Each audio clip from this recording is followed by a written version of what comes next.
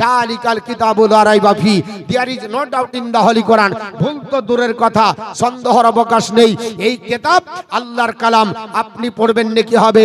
If you read দা কোরআন, তুমি যদি কোরআন পড়ো, ইউ উইল ফাইন্ড গুডনেস, তোমার নেকি হবে। বান্দাবান্দি পড়তেও যদি না পারা যায়, আপনার টাচ দা কোরআন, কোরআনকে স্পর্শ করেন, ইউ উইল ফাইন্ড গুডনেস, তবু আপনার নেকি হবে। ছুতেও যদি না পারা যায়, লুক এট দা কোরআন, কোরআনের দিকে তাকান, ইউ উইল ফাইন্ড গুডনেস, তবু আপনার নেকি হবে। জোরে বলুন সুবহানাল্লাহ।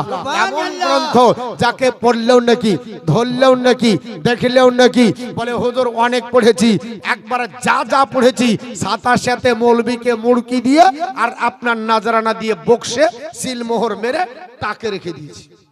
সুবহানাল্লাহ। আর 11 মাস এই সিল খোলা যাবে না। যিনি খুলবেন তিনি হচ্ছেন পিয়ন। কে? বাড়ির হচ্ছে হোম মিনিস্টার। উনি আবার 11 মাস পরে রমজানের চাঁদ যেদিন দিতে হবে, ইমাম সাহেব বলবে আজ চাঁদ দেখা গেছে, তারাবি পড়তে হবে। তখন এবার বৌমা ভালো করে বান্না মেরে উজু মেরে এবার এসে বলছে এবার খতম দেখছি, দাঁড়া, 4 খতম পত দিয়েছিলাম গতবার, এবার 8 খতম না মেরে ছেড়বো না। ঠিক না বেটি? একটু হোহা দেন না গো। 11 মাস খবর নাই। আরে ইফ ইউ টিচ ইওর সন্তান জব্দা কোরআন, আপনি আপনার ছেলে মেয়েকে কোরআনের শিক্ষা দেন। কোরআন উইল টিচ ইওর সন্তান জব্দা হল অল। আপনার ছেলে মেয়েকে কোরআন সারা বিশ্বের জ্ঞান দেবে। সারা বিশ্বের জ্ঞানকে দেবে আল্লাহর কোরআন দেবে। পৃথিবীর জমিনে সারা বিশ্বের জ্ঞান আল্লাহর কোরআনে আছে না নাই? মুহাদেন আছে না নাই? সারা বিশ্বের জ্ঞান আছে, কোরআন দিয়ে প্রমাণ হবে। এবং একটা আপনার মনীষীর কথা বলি, বিশ্ববিখ্যাত একজন লেখক, কিন্তু মুসলমান না, একজন হিন্দু ধর্মাবলম্বী, বাড়ি হলো বাংলাদেশ, নাম হলো তার গিরিশচন্দ্র সেন। সর্বপ্রথমে যিনি কোরআনের বঙ্গানুবাদ করেছিলেন, ওনাকে জিজ্ঞাসা করা হলো what is the definition of Quran, কোরআনের সংজ্ঞা কি? উনি বললেন Quran is a religious book in which Allah has given the knowledge of the whole all. কোরআন এমন একটা ধর্মগ্রন্থ, সারা বিশ্বের জ্ঞান আল্লাহর কোরআনে পাওয়া যায়। জোরে বলুন সুবহানাল্লাহ। সারা বিশ্বের জ্ঞান কোরআনে। আর মৌলভী সাহেব আর মুফতি সাহেব আর আপনার হাজী সাহেব, মাস্টার ডাক্তার সবাই আপনার সারা বিশ্বের জ্ঞান খোঁজে আনন্দ বাজারে, সারা বিশ্বের জ্ঞান খোঁজে আপনার গণশক্তিতে, সারা বিশ্বের জ্ঞান সকাল বেলায় খোঁজে টেলিগ্রাফের পাতাতে, সারা বিশ্বের জ্ঞান আপনার খোঁজে আপনার বেলা আছে কলমে। বাস্তব না বাস্তব, যে যার ভক্ত সে তাতে খোঁজে। আর আপনার সারা বিশ্বের জ্ঞান আমার আল্লাহ দিয়েছে। বর্তমান যুগে আমরা কোরআন আপনার পড়লাম না, কোরআন স্টাডি করলাম না, জানতে পারলাম না কোরআনের কি আছে ভিতরে, আপনার বলে আছে বিদ্যা, এটা আপনার জানার দরকার হলো না। মুসলমান পৃথিবীর জমিনে আপনার যে যার ভক্ত, সেই সব কিতাবগুলোকে, সেই সব পত্রিকাগুলোকে, সেই সব আপনার পেপারগুলোকে 5 টাকা দিয়ে কিনি। বাজারে কেনার পরে আমরা আপনার বলে আছে বগলে দেবেরই, কারণ আপনার বাড়িতে সময় নাই, আমরা আপনার বাসে পড়বো, বাসে আপনার সিট নাই, আমাদের পড়া হলো না, আমরা অফিসে টিফিনে পড়বো, এতটাই কাজ ছিল আপনার টিফিনে পড়া হলো না।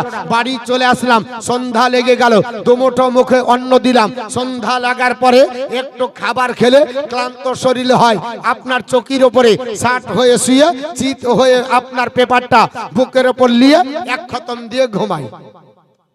ঠিক না বেঠিক? সারাদিন পড়তে পাইনি, 1 খতম দিয়ে ঘুমাবো। আমার মতো হাইব্রিড মৌলবি তো লাই যে পেপার পড়তে পড়তে করতে করতে 18 পৃষ্ঠার পেপার 8 দিন লাগাবে। কিছু পেপার পড়ার ধরন আছে, যারা পেপার পড়তে যারা শুধু পাতা উল্টাই, এদেরকে জিজ্ঞাসা করেন ভাই পেপারে কি পড়লেন, তো বলছে হেডলাইনের খতম মেরেছি। হেডলাইন মেরেছি, হেডলাইন যদি পড়া যায় তাহলে পেপারের ভিতরে কি আছে বোঝা যায়। যাই না যায় না বাপ? পেপারের হেডলাইন পড়লে বোঝা যায় এই পেপারটার ভিতরে, এই হেডলাইনটার ভিতরে কি বুঝাচ্ছে, তাহলে কলমটা পড়া হবে। আর যদি হেডলাইন পড়ে ভালো না লাগে, ও কলমটা পড়বো না, অ্যাভয়েড করে অন্য কলম ধরার জন্য অন্য হেডলাইন পড়বো। ঠিক না বেঠি? এ মুসলমান পেপারের হেডলাইন বুঝতে পারে, আপনার খবরের শিরোনাম বুঝতে পারে, কিন্তু কোরআনের হেডলাইন বুঝতে পারে না, শিরোনাম বুঝতে পারে না, কোরআন আপনার সম্পর্কে এরা ধারণা করতে পারে না, কোরআন বুঝতে পারে না। আল্লাহর আল্লাহর নবী বললেন সাহাবারা পৃথিবীর জমিনে তোমরা দিন শুরু যখন করবে তো সারা দিনের ভালাই চাও। সাহাবারা বলল হ্যাঁ ইয়া রাসূলুল্লাহ, সারা দিন আমার ইচ্ছা যা হবে তাই যেন আমার আল্লাহ পূর্ণ করে দেয়। জোরে বল সুবহানাল্লাহ।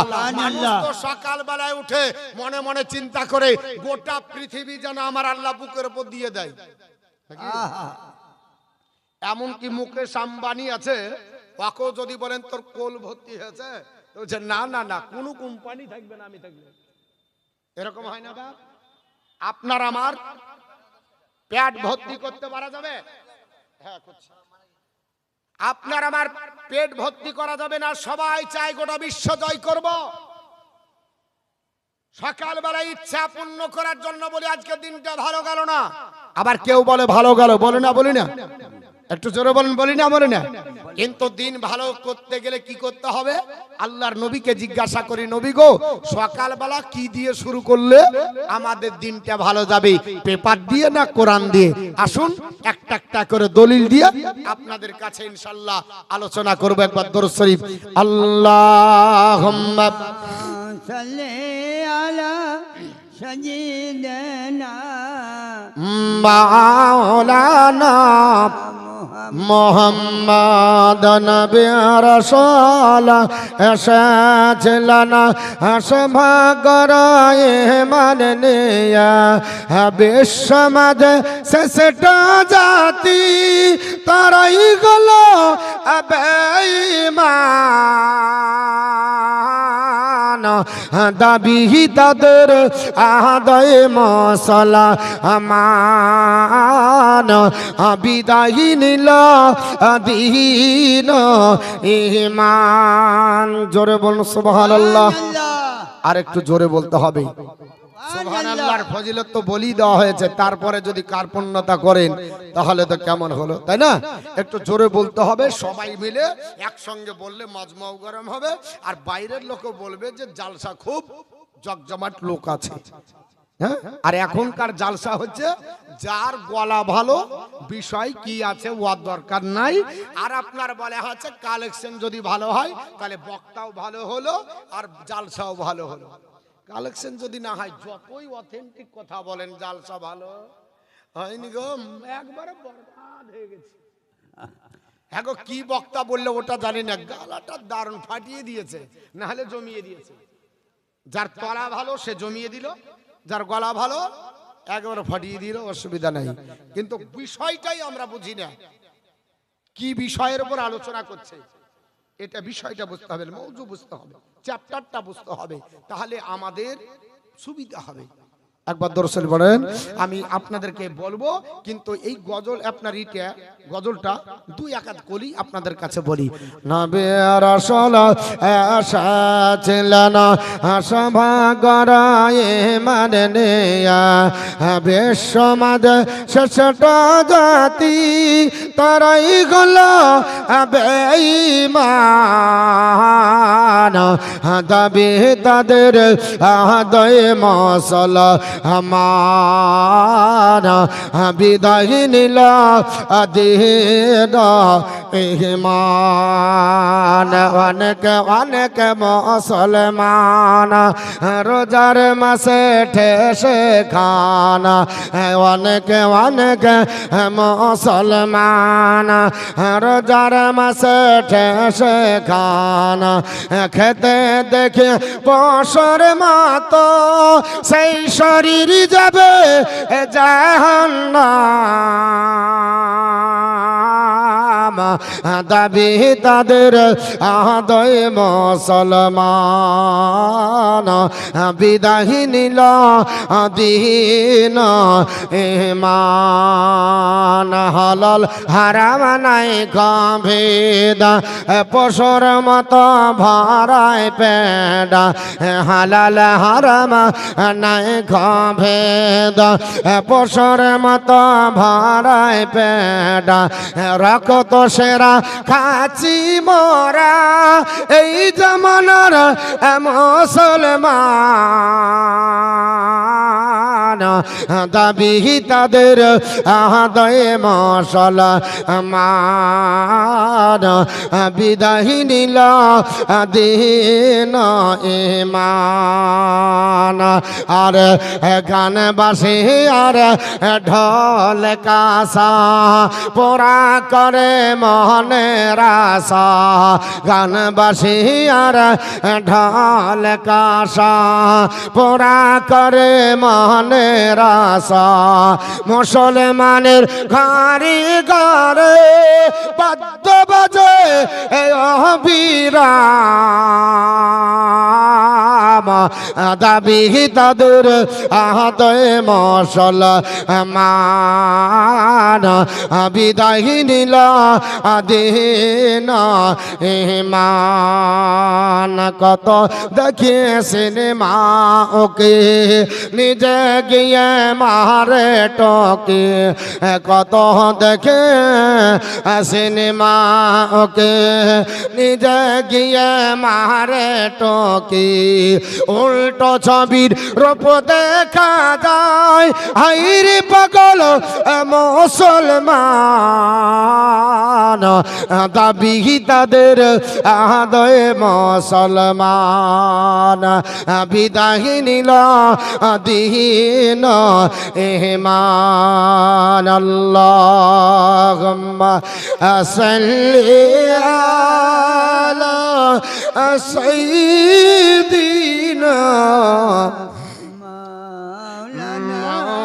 مولانا محمد وعلى آله سيدنا مولانا محمد صلى الله عليه وسلم আল্লাহর নবী পবিত্র জবান দ্বারা বললেন সাহাবারা দিন শুরু করবে একই দিয়ে আমরা পেপার দিয়ে শুরু করি আমি পেপার পড়তে নিষেধ করলাম না পেপার পড়া নিষেধ করব না কারণ দেশের খবর আপনার জানার দরকার কিন্তু দিনের শুরুয়াতটা কি দিয়ে করবেন আগে পেপার দিয়ে না কোরআন দিয়ে আল্লাহর কোরআন বলে দিয়েছে ইন্নাল কোরআনা ফজরি কানা মাশহুদা নিশ্চয় ফজরের তেলাওয়াত করা কোরআন আল্লাহর দরবারে সাক্ষী হবে জোরে বলেন আল্লাহর দরবারে আপনার সাক্ষী হয়ে দাঁড়াবে আপনার জন্য শাফায়াতের জন্য সুপারিশ করবে আর আল্লাহর নবী বললেন সাহাবারা হযরতে আতা ইবনে রিবা তিনি বর্ণনা করে হযরতে আতা ইবনে রিবা তিনি বলতে চান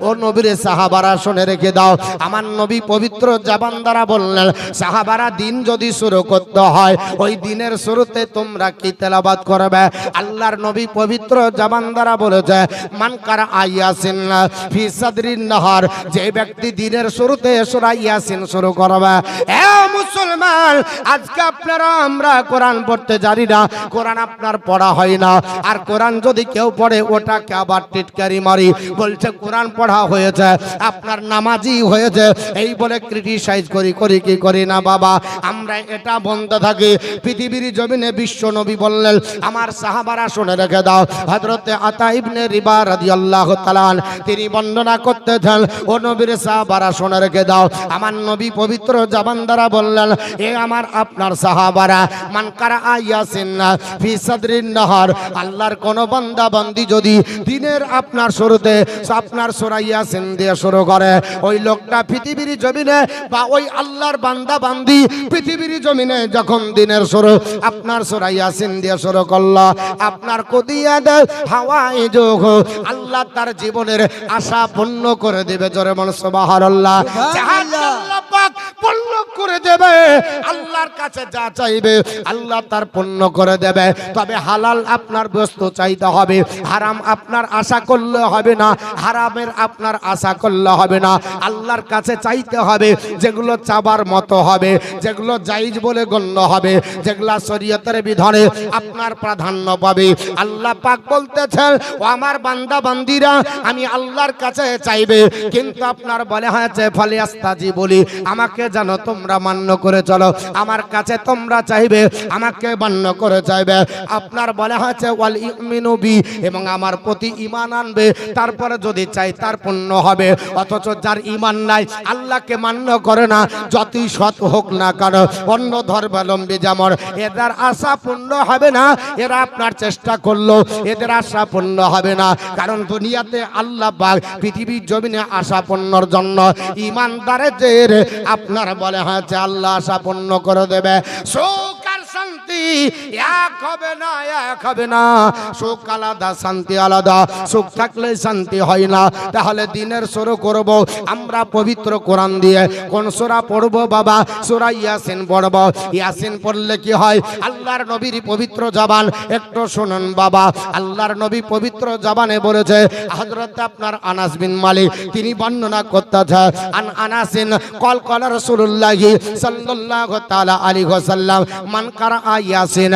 আল্লাহর নবীর সাহাবী হযরত আপনার আনাস রাদিয়াল্লাহু তাআলা বর্ণনা করে, তিনি বলতেছে মান কারা ইয়াসিন, যে আল্লাহর আপনার বলে হচ্ছে কোরআনের ইয়াসিন সূরাটা পড়লো, ইবতাগাল্লাহ আপনার ইবতাগা ওয়াজহিল্লাহি তাআলা, একমাত্র আল্লাহর সন্তুষ্টির জন্য, ব্যবসা বাণিজ্যের জন্য না, অন্য কোন কারণের জন্য না, আল্লাহর সন্তুষ্টির জন্য সূরা ইয়াসিনটা পড়ে নিল। কুফিরা লাহু মা তাকাদ্দামা মিন জানবিহি, ওই লোকটার জীবনের পূর্বের গুনাহ আমার আল্লাহ পাক maaf করে দেয়। জোরে বলি সুবহানাল্লাহ। এটা জোরে বলতে হবে, বলবো না হাদিসগুলো বলবো তো। আরে খিচুড়ি পরে হবে, আগে হাদিস কোরআন হোক নাকি? না খিচুড়ি খাবেন? পেট ইন্ডিয়ান গেট, অসুবিধা নাই, চালান। কিন্তু আমি যে বিষয়টার উপর রাখেছি, বিষয়ের উপর বক্তব্য, এই বিষয়টা হচ্ছে কোরআন সম্পর্কে। কোরআনের ফজিলত বর্ণনা করবো আমরা, কোরআন করে পড়ব। আচ্ছা আপনি বলবেন কিছু, বলে নেন খাবারের ব্যাপারে বলছিলেন তো, বলে দেন বলেন আপনি বলেন, বলে দেন। যাক, কেন বাধা? খাওয়ার ব্যবস্থা আছে, যারা বাইরের মেহমান আছেন আপনারা ধীরে ধীরে গিয়ে খেয়ে আসবেন। ও একবারে অসুবিধা নেই, সবার জন্য। আচ্ছা ঠিক আছে, তাহলে ডেলিগেট ফ্রি, সকলের ফ্রি, সবার ফ্রি।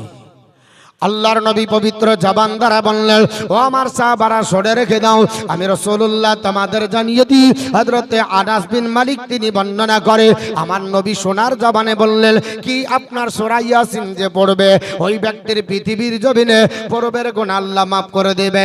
এর জন্য নবী আমার বলে, ফা আকরাউহা ইনদা মাউতাকুম, আমি এর জন্য বলছি নবীজি তোমরা মৃত্যু ব্যক্তির সম্মুখে সূরা ইয়াসিন তেলাওয়াত করো। জোরে বল সুবহানাল্লাহ। কিছু আপনার কিনেরা বর্তমান যুগে বের হয়েছে, এরা বলছে মুর্দার কাছে কোরআন পড়া যাবে না।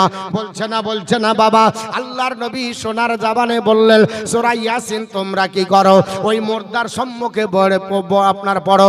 আপনার বলে আছে ফা আকরাউহা, মানে ইয়াসিন পড়ো, অতঃপর সূরা ইয়াসিন পড়ো ইনদা মাউতাকুম, তোমাদের মধ্যে যারা মুর্দার নিকটে। জোরে বল সুবহানাল্লাহ। তাহলে একটা হাদিস পাওয়া গেল, ইয়াসিন তো পড়া যাবে, শুধু জিন্দার কাছে বলে নয়, মুর্দার কাছেও কোরআন পড়া যাবে। এটাও একটা দলিল হয়ে গেল। আমরা তাহলে এর উপরে আমল করব, অসুবিধা নয়। আল্লাহর নবী সোনার জবানে ডাক দিয়ে বললেন, সাহাবারা এই ইয়াসিন সূরা যদি পড়া যায় কি আপনার হবে? ইয়াসিন পড়লে কি উপকার আপনার নসিবে জড়বে? আল্লাহর নবী সোনার জবানে বলেছে, হে আমার সাহাবারা, আমি রাসূলুল্লাহ তোমাদের জানিয়ে দিই, পৃথিবীর জমিনে আল্লাহর কোন বান্দা বান্দি যদি এই সূরা ইয়াসিনটাকে তেলাওয়াত করে, ইয়াসিন সূরাটা যদি পড়ে, আমার নবী বলেছে ইয়াসিন সূরা এমন একটা বরকতপূর্ণ সূরা, এই সূরাটাকে আল্লাহর কোন বান্দা বান্দি একবার পড়বে, আমার আল্লাহ পাক আমলনামাতে 10টা কোরআনের খতমের সব দান করবে। জোরে বল সুবহানাল্লাহ। পবিত্র জবানে ডাক দিয়ে বলেছে, সাহাবারা মান কারা ইয়াসিন, যে ব্যক্তি ইয়াসিন পড়লো, ইয়াসিন সূরাটা আপনার যে ব্যক্তি পড়লো, ওই ব্যক্তি আপনার বলে হয়েছে ইয়াসিন পড়ার কারণে আমার আপনার বলে হয়েছে বিশ্ব নবী সোনার জবানে বললেন, সাহাবারা আল্লাহ পাক পৃথিবীর জমিনে কাতাবাল্লাহু লাহু বিকিরাতিহা কিরাআতাল কোরআনি আশারা মাররাতাইল, আমার নবী বললেন সাহাবারা, ইয়াসিন সূরা যদি একবার পড়ে আল্লাহ পাক তার আমলনামাতে আমার আল্লাহ পাক 10টা কোরআনের খতমের সাবধান করবে। জোরে বল সুবহানাল্লাহ। আরেকটু জোরে বন্ধ হবে। একবার তেলাওয়াত করলে 10টা কোরআনের খতমের তেলাওয়াত পাওয়া যায়। আর হতভাগা কপাল পোড়া মুসলমান, আল্লাহর কোরআন পড়তে পারি না, কোরআন আপনার পড়ার সময় হয় না, কোরআন পড়ার আপনার সুযোগ হয় না। যারা কোরআন পড়ে এদেরকে আমরা অধম বলি। আল্লাহর নবী পবিত্র জবানে বলল, না না না। বুখারী শরীফ 2য় খণ্ড পৃষ্ঠা নাম্বার 752 এর মধ্যে এসেছে। হযরতে ওসমান গনি রাদিয়াল্লাহু তাআলা আনহু তিনি বর্ণনা করে, ও নবীর সাহাবারা শুনে রেখে দাও, আল্লাহর নবী সোনার জবানে বলেছে, খায়রুকুম মান তাআল্লামাল কুরআনা ওয়া আল্লামা। পৃথিবীর জমিনে তোমাদের মধ্যে ওই ব্যক্তি সর্বোত্তম যে নিজে কোরআন পড়ে অপরকে কোরআনের শিক্ষা দেয়। জোরে বল সুবহানাল্লাহ। আর বর্তমান প্রেক্ষাপটে আমরা যদি একটু দেখি, আমরা যদি বিবেককে কাজে লাগাই, আমরা যদি দূরদর্শিতার সঙ্গে একটু দৃষ্টি নিক্ষেপ করে দেখি, এখন অধম তারা যারা নিজে কোরআন পড়ে আর কোরআন পড়ায়, অর্থাৎ মাদ্রাসা যারা চালায়, মাদ্রাসা যারা আপনার বলে হাঁচে পড়ছে এবং মাদ্রাসায় যারা পড়াচ্ছে এরাদেরকে অধম বানিয়ে রেখে দিয়েছে। অথচ নবীর ভাষা হলো এরা অধম না, এরা হলো উত্তম। বাবা আজকে বর্তমান যুগে আমি আসছিলাম, বাবা একজন ডাক দিয়ে বলছে, বলে আপনার বলে হাঁচে আগামীতে আপনার অমুক ব্যক্তি এমএলএ হবে, অমুক ব্যক্তি পাস করবে। এবার যদি আমাদের সেই নেতা আপনার এমএলএ হয়ে যায় তাহলে মন্ত্রীর পদ পাবে, আর মন্ত্রী যদি হয়ে যায় সামনে একটা আপনার বলে হাঁচে পুলিশ বাহিনী নিরাপত্তা বাহিনী দিবে, আর একটা মিডিলে গাড়ি থাকবে সবুজ বাতিওয়ালা, আর পিছনে একটা নিরাপত্তার বাহিনী থাকবে। আমি বললাম এই বাহিনী নিরাপত্তার বাহিনীটা 5 বছরের জন্য সীমাবদ্ধ, 5 বছর পরে নিরাপত্তা বাহিনী আগেও থাকবে না পরেও থাকবে না, আর কবরে তো কোনো বাহিনী দূরের কথা লাল বাতিওয়ালা গাড়িও থাকবে না। এমন একটা সৈনিক তৈরি করেন যাতে আপনার পৃথিবীর জমিনে আপনাকে সম্মান আল্লাহ দেবে, আপনার কবরে পাবে, আখিরাতেও পাবে এবং হাসরের ময়দানে পাবে। শুধু তাই নাই, সে একাই পাবে না, তার আব্বা মাকেও দেওয়া হবে।